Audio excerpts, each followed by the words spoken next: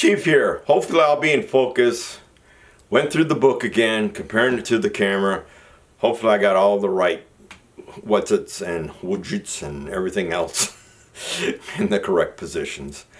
I looked through some old videos and I'm like, because right now I look in focus and I see the little boxes concentrating on my face. Again. I'm going to talk about leaving because I already did Finland. I got a little list up above here and I've already talked about everything.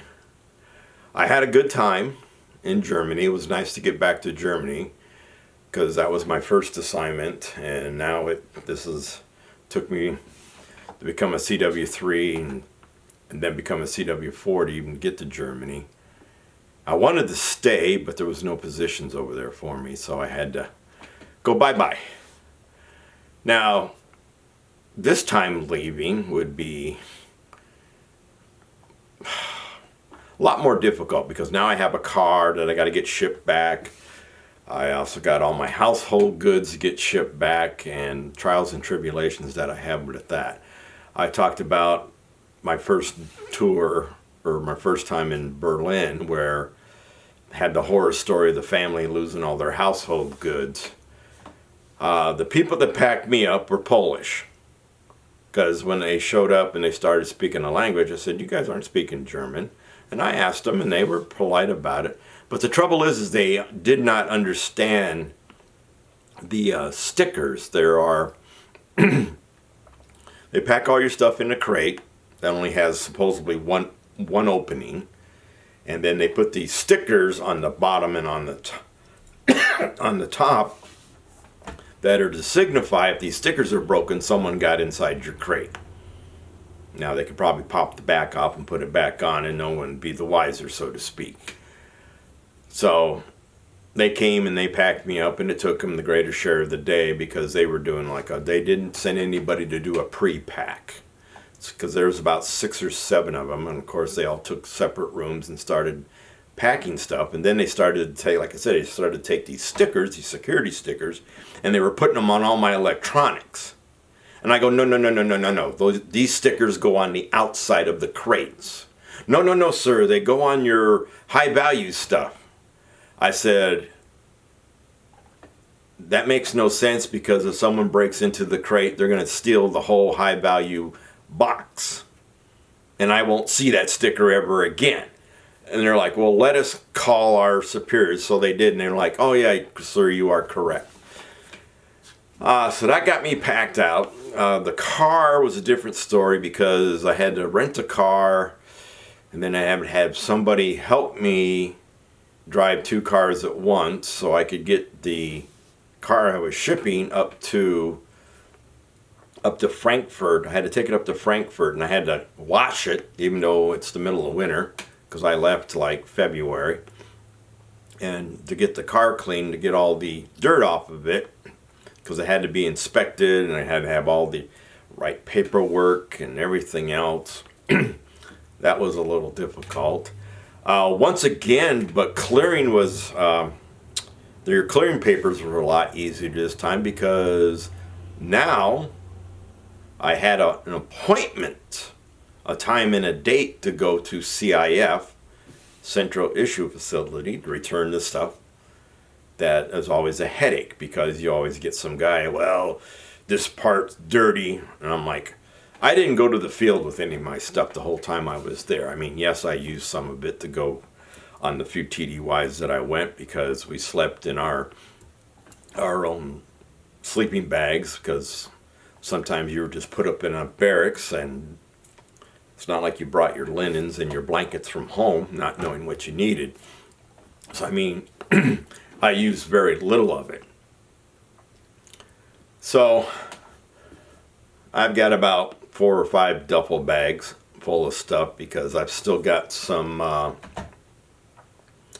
battle dress uniform material, and I now got the ACU, the new uniform that I finally got while I was over there. I actually marched in it when I went to Nijmegen. So I've got all these duffel bags and my clearing papers, and I go to my appointment. And it's a nice building. It's an old, looks like it's an old chow hall building, this CIF building that I went to, because it had the double doors in the middle, and you could tell it was an old chow hall. It really looked nice. They made it nice. So I pile in, and there's like about a good half dozen civilians standing around. And they're like, yeah, just go ahead and put your stuff on the table, and oh, by the way, why are you here? I have an appointment. Guy goes to the desk, looks down the list, and says, nope, there's no appointments today. Well, I got an appointment right here on my clearing papers. So he comes over, looks at my clearing papers, says, okay, yeah, okay, you got an appointment. And he says, why did you bring everything in? I said, excuse me? He says, yeah, why did you bring everything in? We only want about 5 items from you. I said, when did this start? He says, oh, you haven't heard? You now take your CIF issue from one post to the other post. I'm like, why didn't someone do this like 20 years ago? Okay, well, what do you need? Because, of course, good thing I brought all my duffel bags, because I think you needed an item out of each. Basically, they wanted stuff that would touch the ground, like your galoshes, and I can't remember what else. But I only wanted 5 items, so I had to unpack almost everything just to find those 5 items. Put it back in, cleared it away, and he says, why are you still carrying this BDU stuff? And I said, well, the ACU just got issued here. He goes, oh, okay. But I'll take care of my BDU stuff when I go to my next post. So once again, I'm coming back to San Antone, but this time I'm going to work out of Fort Sam for the 6th Army. So that was that.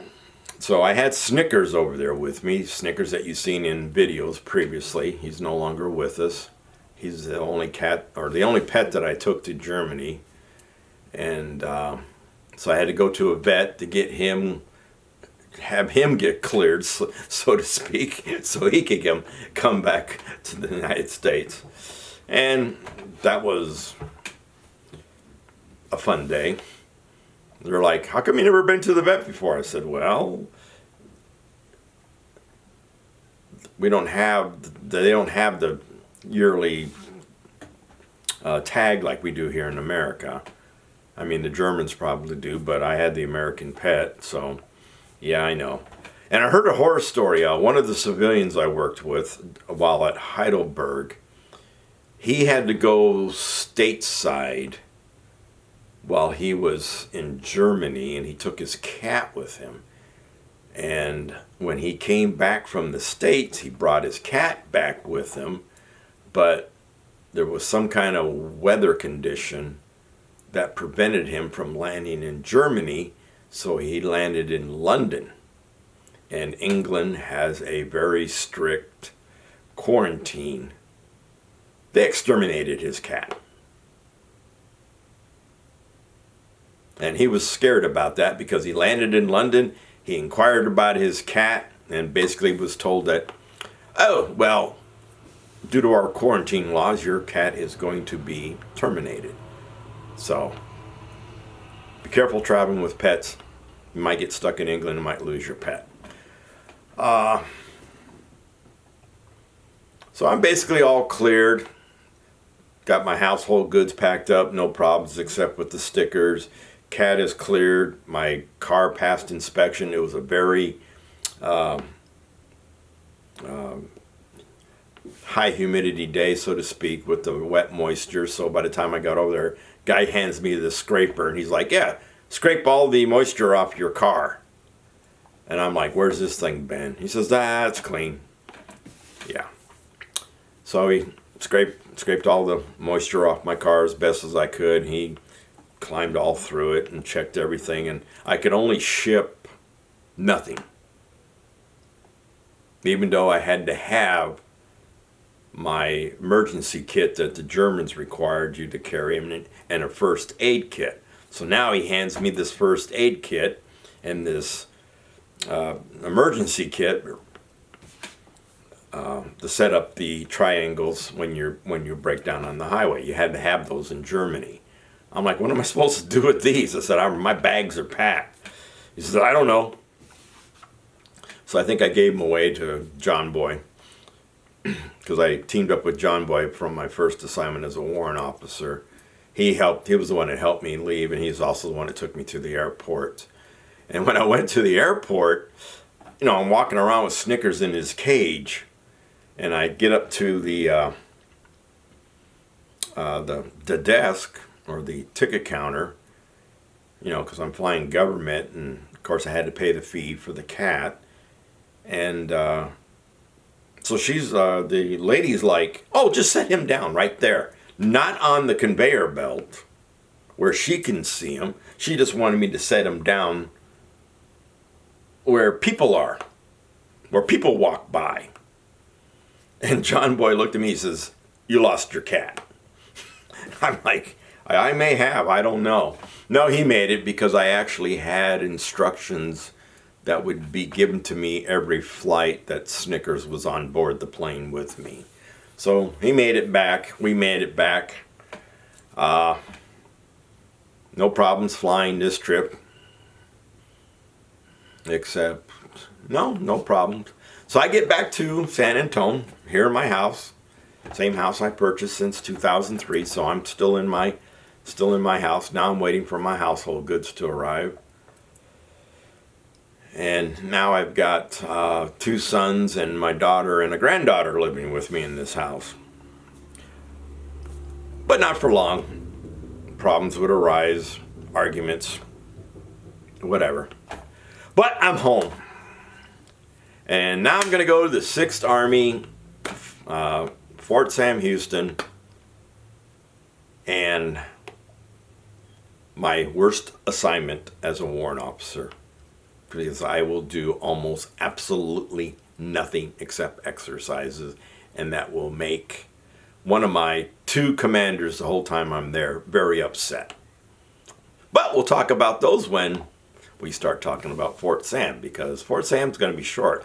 So like I said previously, 2 assignments left. One is Fort Sam, and then from Fort Sam I will go to Fort Gordon, Georgia. Like I said, I left Georgia to become a warrant officer. I will retire as a warrant officer in Georgia. Wow. So this is Chief. Remember, freedom's not free. Hopefully I'm in focus. It looks like I was in focus the whole time. So you know what to do. Thank a vet, hug a vet, kiss a vet. Those of you who are lucky enough to sleep with a vet, go for it. You have my permission. Chief out.